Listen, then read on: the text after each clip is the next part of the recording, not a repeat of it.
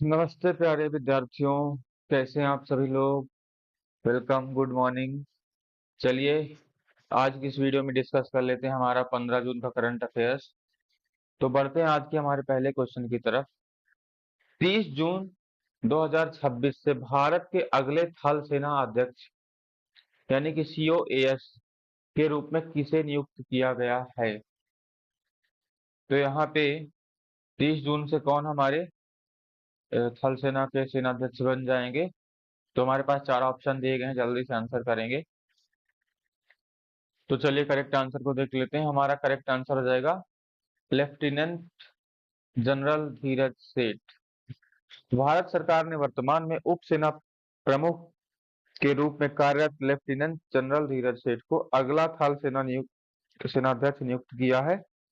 वह जनरल उपेंद्र द्विवेदी का स्थान लेंगे, जो 30 जून 2026 को सेवानिवृत्त हो रहे हैं। तो यहाँ पे जो हमारे जनरल उपेंद्र द्विवेदी हैं, ये 30 जून 2026 को अपनी पद से इस्तीफा दे देंगे, रिटायर्ड हो जाएंगे, और इनकी जगह कौन ले लेंगे? हमारे लेफ्टिनेंट जनरल धीरज सेठ। चलते हैं हमारे दूसरे क्वेश्चन की तरफ। जून 2026 में किस देश के राष्ट्रपति ने पश्चिम एशिया में संघर्षों को अस्थायी रूप से समाप्त करने और होर्मुज जलमंडूमध्य को फिर से खोलने के लिए एक प्रस्तावित शांति समझौते की घोषणा की है? तो कौन से देश के राष्ट्रपति हैं जिन्होंने संघर्ष खत्म करने के लिए घोषणा की है शांति प्रस्ताव की? तो हमारा करेक्ट आंसर हो जाएगा अमेरिका।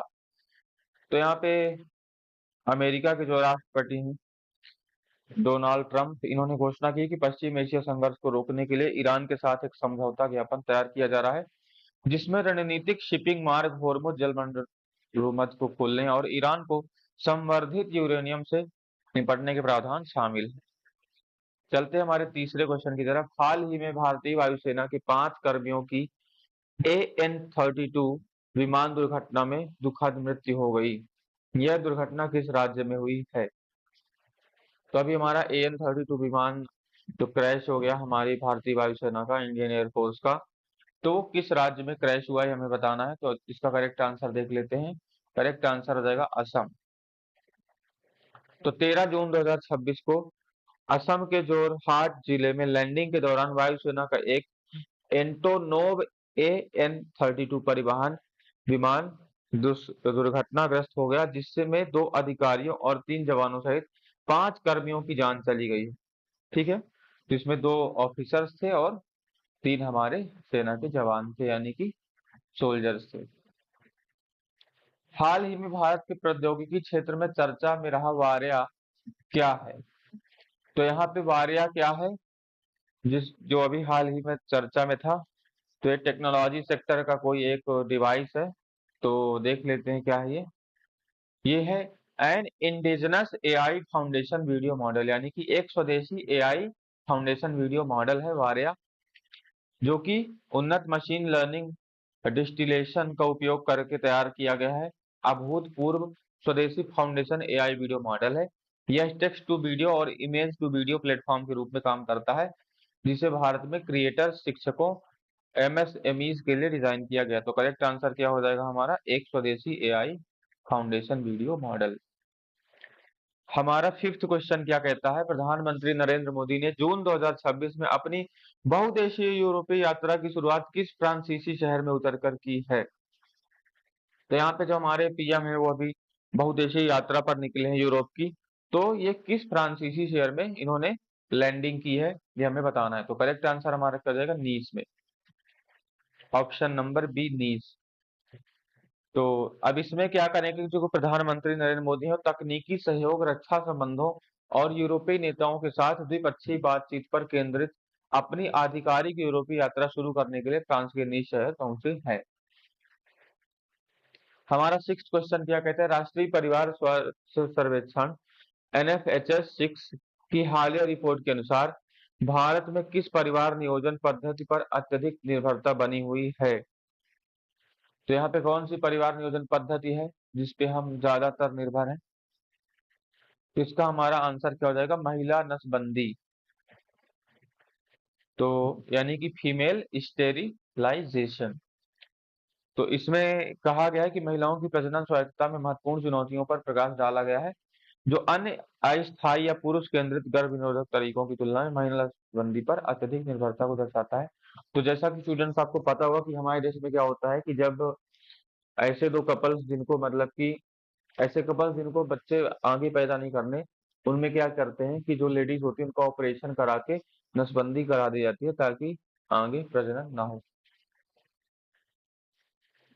तो यहाँ पे हमारा 7वां क्वेश्चन कहता है, हिंद महासागर रिम एसोसिएशन के वरिष्ठ अधिकारियों की समिति की 28वीं बैठक जून 2026 में शुरू होने वाली है। आईओआरए का सचिवालय कहाँ स्थित है? तो आईओआरए का सचिवालय कहाँ है? एवेने, मॉरिशस में। तो 1997 में स्थापित हिंद महासागर रिम एसोसिएशन एक अंतरराष्ट्रीय संगठन है जिसमें हिंद महासागर की सीमा से लगे देश, तटीय देश शामिल हैं। इसका सचिवालय एबेने, मॉरिशस में है। भारत 2026 की बैठक में भारतीय नाविकों की सुरक्षा चिंताओं को उठाने वाला है। तो यहाँ पे हमारा वीडियो बहुत लंबा हो जाता है, इसलिए हम इसको थोड़ा सा रैपिड फायर में करते हैं। किस भारतीय संगठन ने हाल ही में उन्नत मिसाइल रक्षा और एंटी शिप स्ट्राइक क्षमताओं का प्रदर्शन करते हुए लगातार 3 सफल उड़ान परीक्षण किए हैं? तो कौन सा भारतीय संगठन है जिसने ये काम करके दिखाया है? तो इसका हमारा करेक्ट आंसर क्या हो जाएगा? DRDO, यानी कि defence research and development organisation. तो इन्होंने क्या किया है? रक्षा अनुसंधान और विकास संगठन ने लगातार 3 बार उड़ान परीक्षणों के माध्यम से महत्वपूर्ण रक्षा प्रौद्योगिकियों का सफलतापूर्वक प्रदर्शन किया, जिससे विभिन्न हवाई और समुद्री खतरों के खिलाफ भारत की रक्षा क्षमता मजबूत हुई है। बढ़ते हैं अपने 9th क्वेश्चन की तरफ।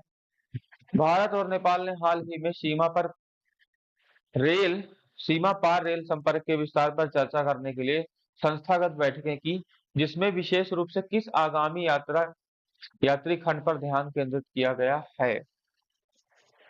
तो हमारा कौन सा यहाँ पे यात्री खंड है जिस पे ध्यान केंद्रित किया गया है? तो उसका आंसर क्या हो जाएगा? जनकपुर, अयोध्या। तो जून 2026 में 10वीं प्रोजेक्ट स्टीयरिंग कमेटी और 8वीं ज्वाइंट वर्किंग ग्रुप की बैठकों के दौरान भारत और नेपाल ने द्विपक्षीय रेल सहयोग पर चर्चा की। विशेष रूप से सांस्कृतिक रूप से महत्वपूर्ण जनकपुर अयोध्या खंड पर यात्री ट्रेन सेवाओं को रेखांकित किया गया है। केंद्रीय गृह मंत्री अमित शाह ने हाल ही में एक उच्च स्तरीय समिति को किन विशिष्ट क्षेत्रों में जनसंख्या संरचना और जनसांख्यिकीय बदलावों का अध्ययन करने का निर्देश दिया है? तो कौन से क्षेत्र के लिए निर्देश दिया गया है केंद्रीय मंत्री अमित शाह जी के द्वारा? तो इसका आंसर हो जाएगा बॉर्डर डिस्ट्रिक्ट्स। तो इसका क्या डिटेल है यहाँ पे? गृह मंत्री अमित शाह ने जनसांख्यिकीय परिवर्तन पर उच्च स्तरीय समिति को निर्देश दिया है कि वे अवैध प्रवासन या अन्य अस्वाभाविक कारकों के कारण विशेष रूप से सीमावर्ती जिलों, मेट्रो शहरों और औद्योगिक कस्बों में जनसंख्या संरचनाओं में हो रहे बदलावों का अध्ययन करें। जून 2026 में रूसी राष्ट्रपति व्लादिमीर पुतिन ने एक डिक्री यानी कि आदेश पर हस्ताक्षर किए, जिसे रूसी सशस्त्र बलों की कुल अधिकृत क्षमता बढ़कर लगभग कितने कर्मी हो गई है, यानी कि कितने पर्सनल। तो कितने पर्सनल हो गई है हमारी ये रूस की क्षमता? तो वो है 2.4 मिलियन। तो यहाँ पे चल रहे सैन्य सुधारों के हिस्से के रूप में राष्ट्रपति पुतिन ने रूसी सशस्त्र बलों की अधिकृत क्षमता को कुल 23,99,130 कर्मियों सहित लगभग 2.4 मिलियन पर निर्धारित करने वाले एक आदेश पर हस्ताक्षर किए, जिसमें 15,10,000 सक्रिय सैन्य कर्मी शामिल हैं। हाल ही में डेटा सेंटरों के खिलाफ वैश्विक पर्यावरण विरोध तेज हो गया है। कौन सी तकनीक मुख्य रूप से इन नए डेटा सेंटरों की भारी ऊर्जा और पानी की मांग को बढ़ा रही है? तो यहाँ पे कौन सी ऐसी टेक्निक है जिसकी वजह से ज्यादा ऊर्जा और पानी की जो मांग है वो बढ़ती जा रही है? तो इसका हमारा करेक्ट आंसर क्या हो जाएगा? एआई।